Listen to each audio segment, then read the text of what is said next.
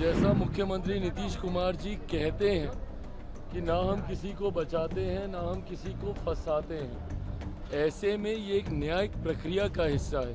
ये जांच अभी चल रही है।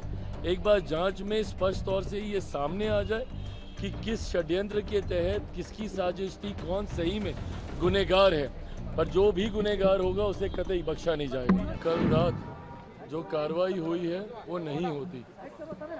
हमारी सरकार एक बात को लेकर स्पष्ट है और जैसा मुख्यमंत्री नीतीश कुमार जी कहते हैं कि ना हम किसी को बचाते हैं ना हम किसी को फंसाते हैं, ऐसे में ये एक न्यायिक प्रक्रिया का हिस्सा है। देखिए, जो घटना घटी है वो दुखद है और मैं कतई इस बात का पक्षधर नहीं हूँ कि your crime is lesser than mine या my crime is lesser than yours. That doesn't mean कि ये क्राइम नहीं है। अगर एक भी घटना घटती है, मैं कंपैरेटिव स्टडी में नहीं जा रहा, एक भी घटना घटती है वो चिंता का विषय है हमारी सरकार के लिए, वो चिंता का विषय है। ऐसे में बस इतना विश्वास ज़रूर दिलाऊंगा कि जो भी दोषी होगा उसे कतई बख्शा नहीं जाएगा। हर दोषी के ऊपर सख्त से सख्त कार्रवाई होगी। बट ये जांच अभी चल रही है। एक बार जांच में स्पष्ट तौर से ये सामने आ जाए कि किस षड्यंत्र के तहत किसकी साजिश थी, कौन सही में गुनहगार है, पर जो भी गुनहगार होगा उसे कतई बख्शा नहीं जाएगा।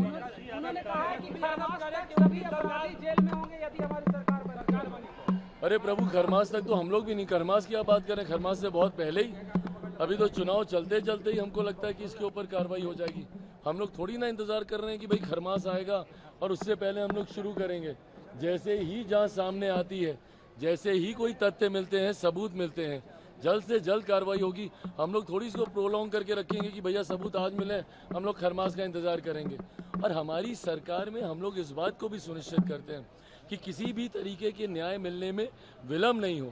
पिछले आप कुछ समय से देख रहे होंगे, जैसे ही कोई घटना घटती है तुरंत आरोपियों को पकड़ा जाता है, कड़ी से कड़ी उनको सजा दी जाती है। इस डबल इंजन की सरकार, मेरे प्रधानमंत्री नरेंद्र मोदी जी की सोच वाली सरकार, मुख्यमंत्री नीतीश कुमार जी के अनुभव वाली सरकार में कतई किसी को बख्शा नहीं जाएगा, ये विश्वास है।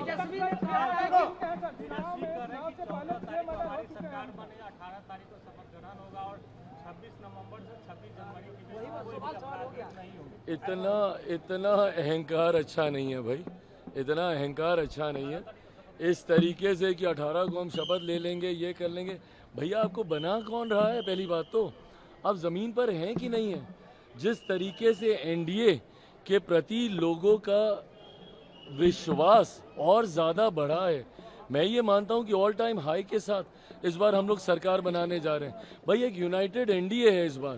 पिछली बार तो डिवाइडेड था, तब भी हम लोगों ने सरकार बना ली थी। इस बार यूनाइटेड एनडीए है और डिवाइडेड महागठबंधन है। इस बार कतई महागठबंधन सरकार बनाना तो बहुत दूर, सरकार बनाने के आंकड़े के कोसों दूर रहने वाला।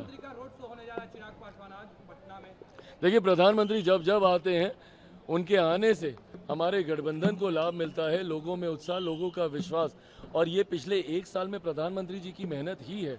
जिस तरीके से चुनाव से पहले वो 12 बार बिहार आए, जिस तरीके से चुनाव के दौरान वो निरंतरता में बिहार आ रहे हैं, उसने भी कहीं ना कहीं लोगों के मन में डबल इंजन की सरकार को लेकर विश्वास बढ़ाया है। केंद्र में प्रधानमंत्री, प्रदेश में मुख्यमंत्री नीतीश कुमार जी, ये एक ऐसी जोड़ी है, जैसे कल प्रधानमंत्री जी ने भी कहा कि नरेंद्र और नीतीश की ये जोड़ी है जो सही मायनों में बिहार को एक विकसित राज्य बनाएगी।